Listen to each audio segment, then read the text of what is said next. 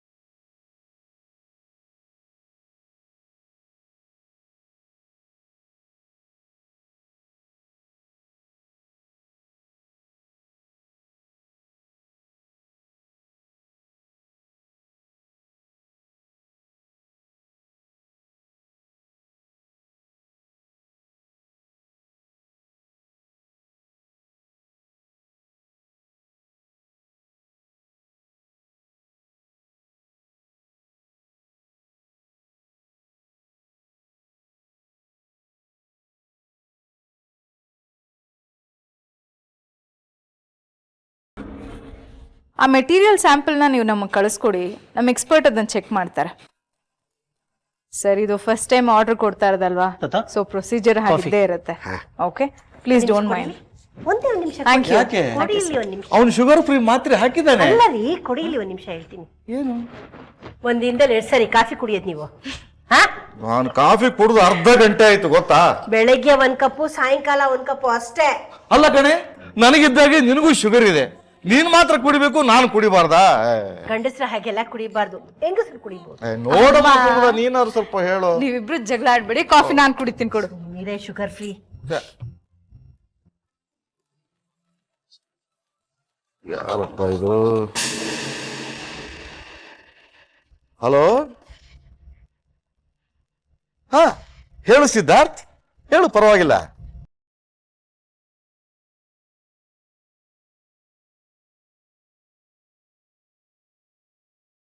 ನೀವ್ ಹೇಳಿದ್ದೀರ, ಈಗ ನಾನು ಎಲ್ಲಿಗೆ ಬರ್ತೀನಿ?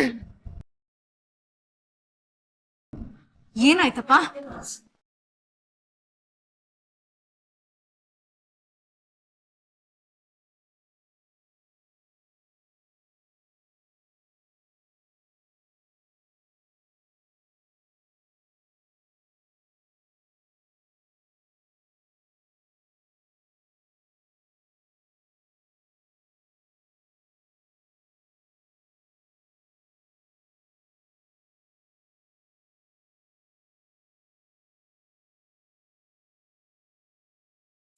ಅಪ್ಪ, ಏನಾಯ್ತಪ್ಪ? ಯಾಕೆ ಇಷ್ಟೊಂದು ಗಾಬರಿ ಆಗಿದ್ಯಾ? ಚಂದುಗೆ ಆಕ್ಸಿಡೆಂಟ್ ಆಗಿ ಆಸ್ಪತ್ರೆಯಲ್ಲಿ ಇದ್ದಾನಂತೆ.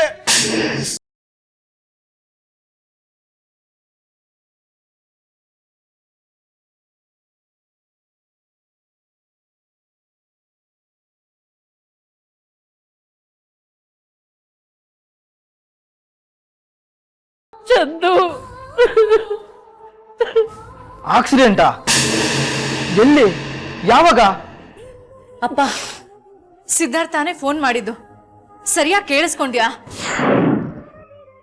ಇವನ ತಂದೆಯ ಸಾವಿನ ಹಾಗೆ ಇವನಿಗೂ ಇವನು ಸುತ್ತ ಇರೋ ಹಿತಶತ್ರುಗಳಿಂದಾನೇ ಸಾವು ಬರುತ್ತೆ ಅಂತ ಈ ಜಾತಕ ಹೇಳಿ.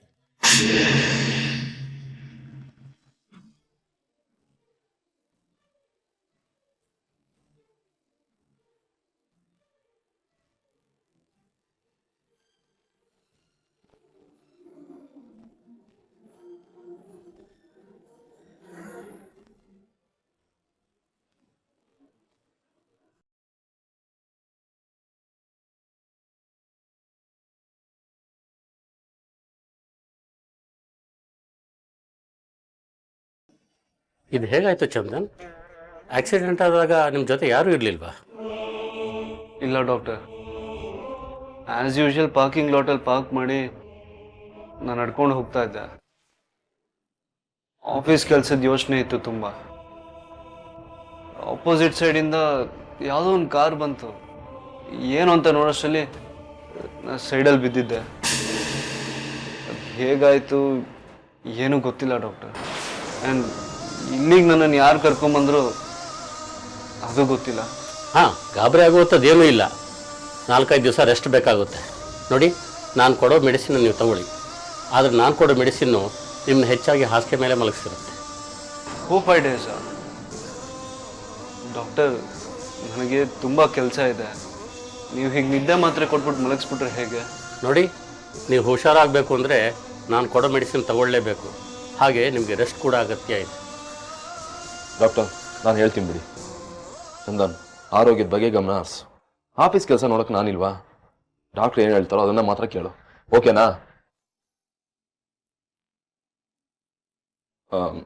ಡಾಕ್ಟರ್, ನೀವು ಮೆಡಿಸಿನ್ನ ಬರ್ಕೊಡಿ, ಇವನ್ನ ನಾನು ಕೇರ್ ತಗೊಳ್ತೀನಿ. ತಂದೆ ತಾಯಿಗಳ ಮಾತನ್ನು ಕೇಳದೇ ಇರೋ ಮಕ್ಕಳು ಸ್ನೇಹಿತರ ಮಾತನ್ನು ಖಂಡಿತ ಕೇಳ್ತಾರೆ. ಇದು ನನ್ನ ಅನುಭವ.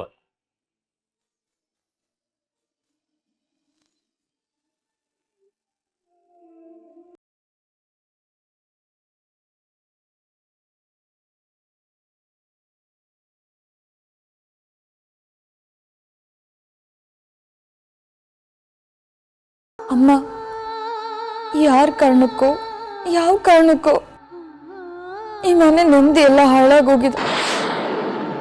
ಅದ್ರಲ್ಲಿ ನನ್ನ ಪಾಲೆಷ್ಟು, ಬೇರೆಯವ್ರ ಪಾಲೆಷ್ಟು ನನಗೊಂದು ಗೊತ್ತಿಲ್ಲ. ನಿನ್ನ ತಲೆ ಮೇಲೆ ಹೂ ಇಟ್ಟ ಕಾರಣಕ್ಕೆ ನೀನು ನನ್ನನ್ನು ಕಾಪಾಡ್ತೀಯ ಅನ್ಕೊಂಡಿದ್ದೀನಿ. ನನ್ನ ಕೈ ಬಿಡಬೇಡ ತಾಯಿ.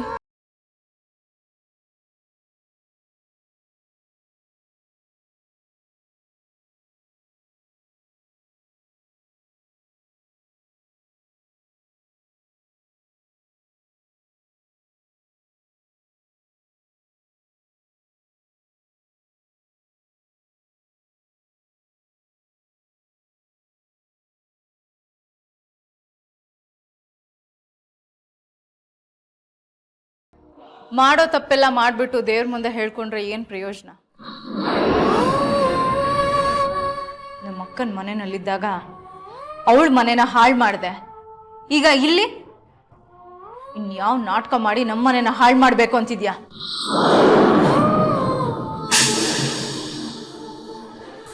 ನೀನು ಈ ಮನೆ ಕೆಲಸದವಳು, ಬಡವ ನೀನು ಮಡಗ್ದಾಗಿರು ಅಂತಾರಲ್ಲ. ಮನೆ ಕೆಲಸದವಳು ಮನೆ ಮಗಳು ಆಗೋಕ್ಕಾಗಲ್ಲ, ಮನೆ ಸೊಸೆನೂ ಆಗೋಕ್ಕಾಗಲ್ಲ.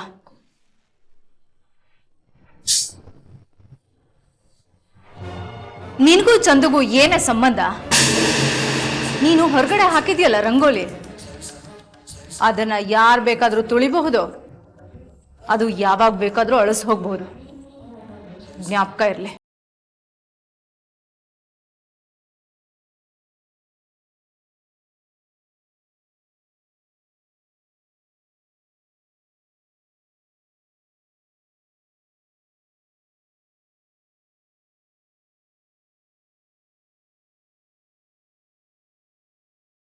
ಸತ್ಯ ಏನು ಅಂತ ಗೊತ್ತಿಲ್ಲದೆ ಇರೋರು ಸತ್ ಮೀನು ನೀರಲ್ಲಿ ತೇಲೋ ಹಾಗೆ ಅಂತಾರೆ.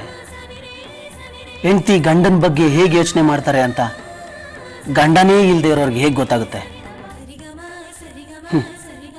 ದೇವ್ರೆ, ಇಂಥವ್ರಿಗೆ ನೀನೇ ಬುದ್ಧಿ ಕೊಡ್ಬೇಕಪ್ಪ.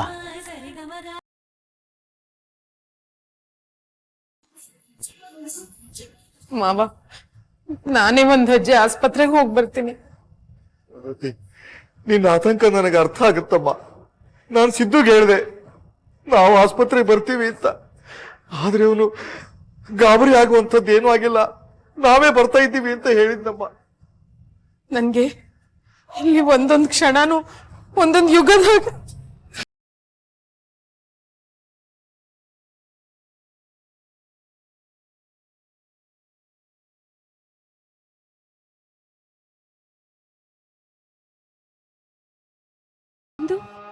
ಏನಾಯ್ತು ಚಂದು?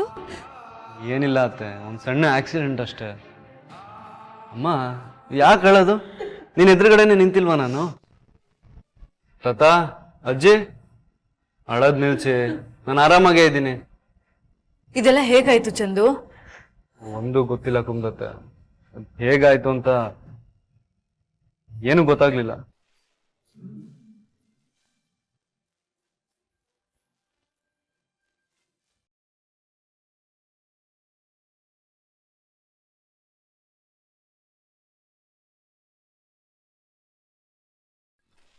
ನಿಮ್ಮ ಮಗ ದೀರ್ಘಾಯುಷ್ಯವಂತನಾಗಿ ನೆಮ್ಮದಿಯಾಗಿ ಬಾಳೋ ಎಲ್ಲ ಸೂಚನೆಗಳು ಕಾಣ್ತಾ ಇವೆ.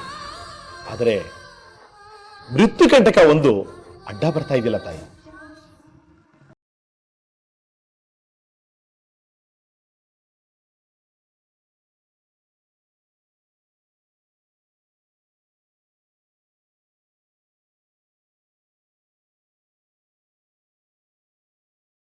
ಚಂದನ್, ತುಂಬ ನೋವಾಗ್ತಿದೆಯೇನೋ?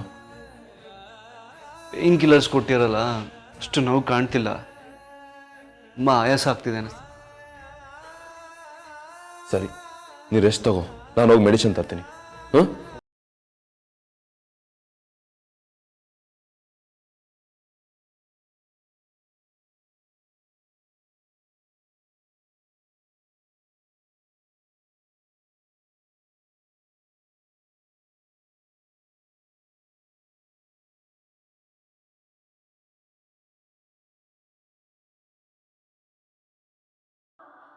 ಏನಾಯ್ತಮ್ಮ? ಅಳ್ಬೇಡ, ನನ್ಗೇನಾಗಿಲ್ಲ. ಇನ್ನೇನಾಗ್ಬೇಕು? ಅಮ್ಮ, ಇದೊಂದು ಸಣ್ಣ ಆಕ್ಸಿಡೆಂಟ್ ಅಷ್ಟೇ. ನೀನೇ ಎಷ್ಟೊಂದು ಸಲ ಹೇಳ್ತಾ ಇರ್ತೀಯ, ನಾವೆಷ್ಟೇ ಎಚ್ಚರಿಕೆಯಿಂದ ಇದ್ರು ಆಗ್ಬಾರ್ದು ಒಂದೊಂದ್ಸರಿ ಹಾಗೆ ಆಗುತ್ತೆ ಅಂತ. ಇದು ಹಾಗೇನೆ ಅಮ್ಮ. ನೀನು ಏನು ಯೋಚನೆ ಮಾಡ್ತಿದ್ದಿ ಅಂತ ನನಗೆ ಗೊತ್ತು. ಈಗ ನೀನು ಮಾತಾಡದೆ ಹೋದ್ರೆ ತುಂಬ ಕಷ್ಟ ಆಗುತ್ತೆ ನೋಡು. ಒಂದೇ ಒಂದು ದಿನಾನು ಎಡವಿ ಬೀಳದ ಹಾಗೆ ಬೆಳೆಸಿದ್ದೆ. ಬೆಳೆದ ಮಗ ಜವಾಬ್ದಾರಿ ಬಂದಿದೆ ಅನ್ಕೊಂಡೆ. ನೋಡು ಏನ್ ಮಾಡ್ಕೊಂಡು ಬಂದಿದ್ಯಾ ಅಂತ. ಕಾರ್ ಪಾರ್ಕ್ ಮಾಡಿ ಬಂದೆ ಅಮ್ಮ, ಅಷ್ಟರಲ್ಲಿ ಇನ್ನೊಂದು ಕಾರ್ ಬಂದು. ಕಡೆಗೂ ಶಾಸ್ತ್ರಿಗಳು ಹೇಳಿದ್ದೆ ನಿಜ ಆಗೋಯ್ತಲ್ಲ ಚಂದು. ಭಯ ಆಗ್ತಾ ಇದೆ ಮಗನೇ. ನನಗೆ ಗೊತ್ತಿತ್ತಮ್ಮ ನೀನು ಹೀಗೆ ಹೇಳ್ತೀಯ ಅಂತ. ನಿಮ್ಮ ಶಾಸ್ತ್ರಿಗಳ ಶಾಸ್ತ್ರಕ್ಕೂ ಈ ಆಕ್ಸಿಡೆಂಟ್ಗೂ ಗಂಟು ಹಾಕ್ಬೇಡ. ಹಕ್ಕಿ ಕೂರೋದಕ್ಕೂ ಕೊಂಬೆ ಮುರಿಯೋದಕ್ಕೂ ಸರಿ ಹೋಯ್ತು ಅಂತಾರಲ್ಲ, ಹಾಗಾಗಿದೆ ಅಷ್ಟೆ. ಆದ್ರೂ ಅವ್ರು ಹೇಳಿದ ಹಾಗೆ ಆಗಿದೆ. ಅದನ್ನ ನೋಡ್ಕೊಂಡು ನಾನು ಹೇಗೆ ಸುಮ್ಮನೆ ಇರಲಿ? ತುಂಬಾ ನೋವಾಗ್ತಾ ಇದೆಯಾ ಕಂದ? ಇಲ್ಲಮ್ಮ, ಆದ್ರೆ ನಿನ್ನ ಕಣ್ಣೀರೇ ನನ್ನ ಮನ್ಸಿಗೆ ನೋವು ತರ್ತಿದೆ. ಸಾರಿ ಅಮ್ಮ, ನನಗೇನು ಆಗಲ್ಲಮ್ಮ. ನೀನಿದೆಯಲ್ಲ, ನೀನು ನಿನ್ನ ದೇವರು ನನಗೇನು ಆಗಕ್ಕೆ ಬಿಡಲ್ಲ. ಸರಿ, ಈಗ ನನಗೊಂದು ಲೋಟ ಕಾಫಿ ತಂದು ಕೊಡ್ತೀಯಾ?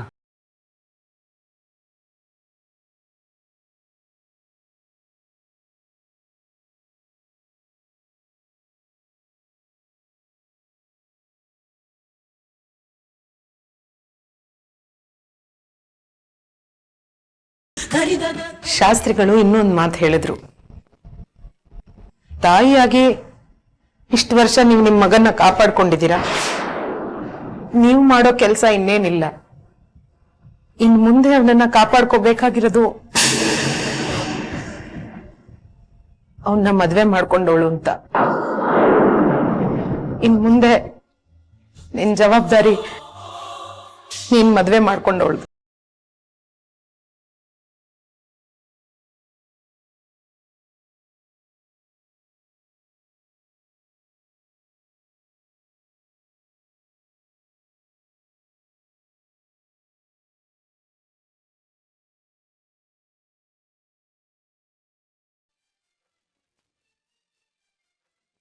ಇದೇನಿದು, ಅಮ್ಮ ಇಷ್ಟೊಂದು ಕಾನ್ಫಿಡೆಂಟ್ ಆಗಿ ಹೇಳ್ತೀಯಾಳೆ? ನಿಜ ಏನು ಅಂತ ಗೊತ್ತಾಗೋಯ್ತಾ ಹೇಗೆ?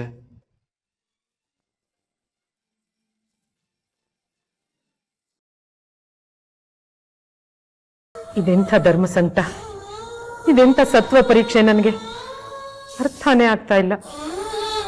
ನನ್ನ ಮಗ ನನ್ನ ಜೊತೆ ಸುಳ್ಳು ಹೇಳಲ್ಲ. ವೆಂಕಟರಮಣ ಶಾಸ್ತ್ರಿಗಳು ಹೇಳಿದ್ದು ಯಾವತ್ತೂ ಸುಳ್ಳಾಗಲ್ಲ. ಯಾವ್ದನ್ನ ನಂಬೇಕು, ಯಾವ್ದನ್ನ ಬಿಡ್ಬೇಕು ಅಂತಾನೆ ಗೊತ್ತಾಗ್ತಾ ಇಲ್ಲ. ನನ್ನ ಮಗಂಗೇನೋ ಕಂಟಕ ಕಾದಿದೆ, ಆದ್ರೆ ಅವನಮ್ಮ ಆಗಿ ನಾನೇನು ಮಾಡೋಕ್ಕಾಗ್ತಾ ಇಲ್ಲ. ಇಂಥ ಅಸಹಾಯಕತೆ ಯಾವ ತಾಯಿಗೂ ಬರಬಾರ್ದು.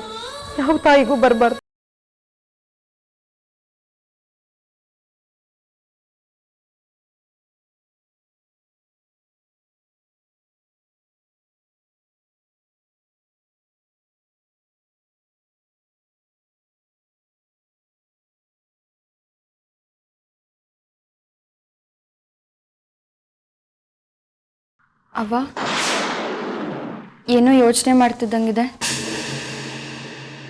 ಒಬ್ಬ ತಾಯಿ ಇನ್ನೇನು ಯೋಚನೆ ಮಾಡ್ತಾಳೆ ಮಗಳೇ? ಅವಳ ಮಕ್ಕಳ ಬಗ್ಗೆ ಯೋಚನೆ ಮಾಡ್ತಾಳೆ. ವೆಂಕಟರಮಣ ಶಾಸ್ತ್ರಿಗಳು ನನ್ನ ಮಗನ ಬಗ್ಗೆ ಹೇಳಿದ್ದನ್ನೇ ಯೋಚಿಸ್ತಾ ಇದ್ದೆ. ಏನು ಯೋಚನೆ ಮಾಡಬೇಡಿ ಅವ್ವ. ನೀವು ನಂಬಿದ ದೇವ್ರೆ ನಿಮಗೆ ದಾರಿ ತೋರಿಸ್ತಾನೆ.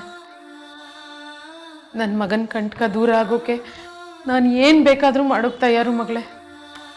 ಆದರೆ ಶಾಸ್ತ್ರಿಗಳು ನೋಡಿದ್ರೆ ಇಲ್ಲಿವರೆಗೆ ನಿಮ್ಮ ಮಗನ ನೀವು ಕಾಪಾಡ್ಕೊಂಡು ಬಂದ್ರಿ, ಇನ್ನು ಮುಂದೆ ನೀವು ಮಾಡೋದೇನೂ ಇಲ್ಲ, ನಿಮ್ಮ ಮಗನ ಕೈ ಹಿಡ್ದೋಳು ಕಾಪಾಡ್ಕೊಂಡು ಬರಬೇಕು ಅಂತ ಹೇಳ್ತಾರೆ. ಇವನು ನೋಡಿದ್ರೆ ನಾನು ಮದುವೆನೇ ಮಾಡ್ಕೊಂಡಿಲ್ಲ ಅಂತ ಹೇಳ್ತಾ ಇದ್ದಾನೆ. ನನಗಂತೂ ಕಣ್ಣು ಕಟ್ಟಿ ಕಾಡಿಗೆ ಬಿಟ್ಟಾಗ ಆಗ್ಬಿಟ್ಟಿದೆ. ಏನು ಮಾಡಬೇಕು ಅಂತಾನೆ ತೋಚ್ತಾ ಇಲ್ಲ.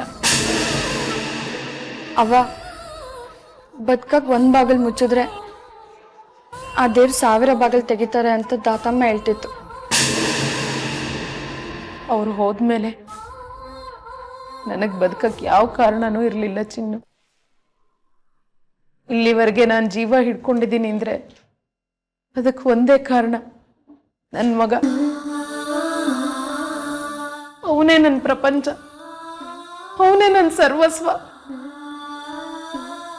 ಅವನಿಗೇನಾದ್ರೂ ಆದ್ರೆ ನಾನು ಜೀವ ಸಹಿತ ಉಳಿಯಲ್ಲ, ನಾನು ಉಳಿಯಲ್ಲ. ಅವ್ವ, ಬಾಳಲ್ಲದೆಂಥ ಕಷ್ಟ ಬಂದ್ರು ನಂಬಿಕೆ ಕಳ್ಕೊಬಾರ್ದು. ನಿಮ್ಮ ಮಗನಿಗೇನೂ ಆಗಲ್ಲವ್ವ, ಅಳ್ಬೇಡಿ. ಅವ್ರಿಗೇನೂ ಆಗಲ್ಲ ಅಂತ ನನ್ನ ಮನ್ಸು ಹೇಳ್ತಾ. ನೀವು ನಂಬಿದ್ದೇವ್ರು ನಿಮ್ಮ ಕೈ ಬಿಡಲ್ಲ ಅವ್ವ. ನನ್ನ ಮಗಂಗೇನೂ ಆಗಲ್ಲ ಅಲ್ವಾ? ಇಲ್ಲ ಅವ್ವ, ಖಂಡಿತ ನಿಮ್ಮ ಮಗನಿಗೇನೂ ಆಗಲ್ಲ.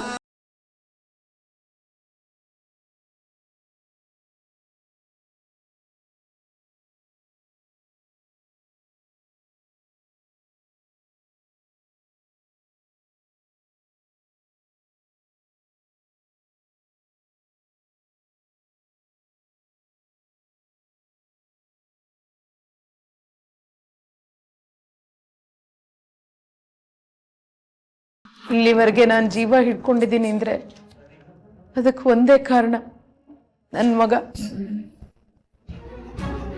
ಅವನೇ ನನ್ನ ಪ್ರಪಂಚ, ಅವನೇ ನನ್ನ ಸರ್ವಸ್ವ. ಅವನಿಗೇನಾದ್ರೂ ಆದ್ರೆ ನಾನು ಜೀವ ಸಹಿತ ಉಳಿಯಲ್ಲ. ಜೀವನದಲ್ಲಿ ನಾನು ಸುಖವಾಗಿರೋದಕ್ಕೆ ನೀನು ಅವನು ನನಗಿಬ್ರೇ ಸಾಕು. ನೀವಿಬ್ರು ನಾನು 2 ಕಣ್ಗಳಿದ್ದಾಗೆ. ಯಾರಾದ್ರೂ ನನಗೆ ಚಿನ್ನು ಬೇಕೋ ರಾಜ್ಕುಮಾರ ಬೇಕೋ ಅಂತ ಕೇಳಿದ್ರೆ ಆ ಪ್ರಶ್ನೆಗೆ ನನ್ನ ಹತ್ರ ಉತ್ತರನೇ ಇಲ್ಲ ಚಿನ್ನು.